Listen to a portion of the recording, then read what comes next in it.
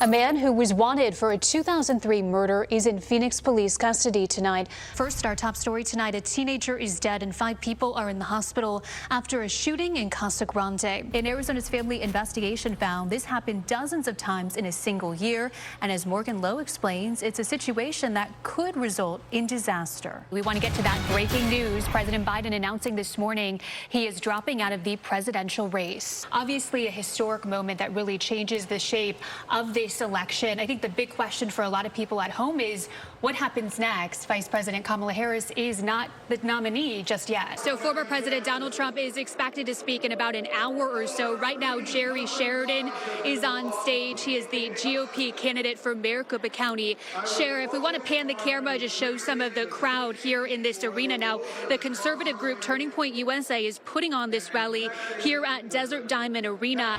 The big game is underway right now, and fans across the valley are coming together to cheer on their favorite teams. The Chiefs are taking on the Eagles, a rematch of the game we saw here in the valley just 2 years ago. And the Sun Devils are getting ready in their final practice days before heading east to Atlanta, Georgia for their playoff game. Elliot Polikoff is joining us here in studio. Elliot, are they ready? They better be.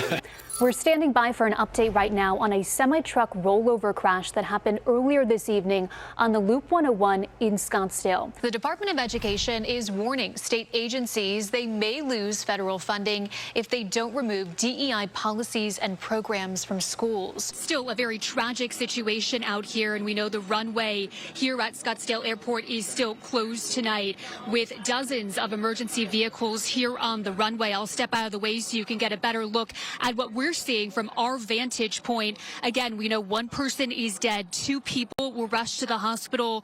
1 was treated on scene. And we know that fire crews right now are still working to pull someone from one of those jets. As temperatures heat up throughout the day, Phoenix fire crews get more calls for people who can't escape the elements. What we're concerned about is, it's hot out here. And sometimes when you're walking out in this heat, the sun can get to you. This elderly woman was walking on the hot pavement barefoot. Someone gave her a ride home and called 911. We want to make sure that your temperature's okay, that your blood pressure is good. Phoenix fire paramedic and engineer Crispin Chavira says this summer has been unrelenting. Most of their patients in this heat, the elderly and homeless. A typical call that we get is a general illness. Someone calls in because they see somebody just at the bus stop that hasn't moved, and 118-degree days that we've been having, that's not normal. This woman at a Phoenix bus stop was pregnant and overheating. Her boyfriend called for help, but she refused treatment. We just want to take care of you, make sure that you're okay. But some calls, like this one, are a matter of life and death. Cement feels kind of warm. Do we have a pole talk on here? Yeah, we did. We're here at Cortez Park in Phoenix. The fire crews we were with responding to a 911 call for a man who was in distress. The temperature out here right now, 114 degrees. So they actually put him in this harness filled with ice as well as cool water to cool his body temperature down. But just goes to show how dangerous the temperatures are out here today. Let's pour water all over him. All right. Why don't I give 1 round? Phoenix Fire Captain Carl Chandler says this technique saves lives. We put some of our IVs on ice or cool our IVs so we can cool that internal temperature quicker for those individuals. We also have come up with different ways of creating an ice bath immediately on scene. The large number of calls they're getting testing fire crews who have to brave the heat to save others. It's always a concern for us, just because of the type of work that we do out in this heat. We do things to get acclimated through our training, but we also do make sure we build in layers. In Phoenix, Emma Lockhart for Arizona's Family. This is video from the camera on that officer's helmet. He actually used a baton to break that window. The Marine veteran has been a police officer for 2 decades, but this particular rescue and incident is unlike anything he has ever experienced. Here, get out of the way, get out of the way. Brian Larison is recalling the moments of this harrowing rescue on the US 60 this morning. Watching the footage now brings the Marine veteran to tears. At the time, I wasn't thinking about emotion. My job was to rescue her and to get her out. DPS says the driver of the truck was rear-ended by a cement mixer.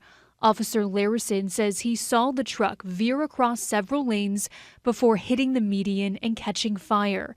He quickly pulled over at the scene and saw a woman trapped in the driver's seat. Get out.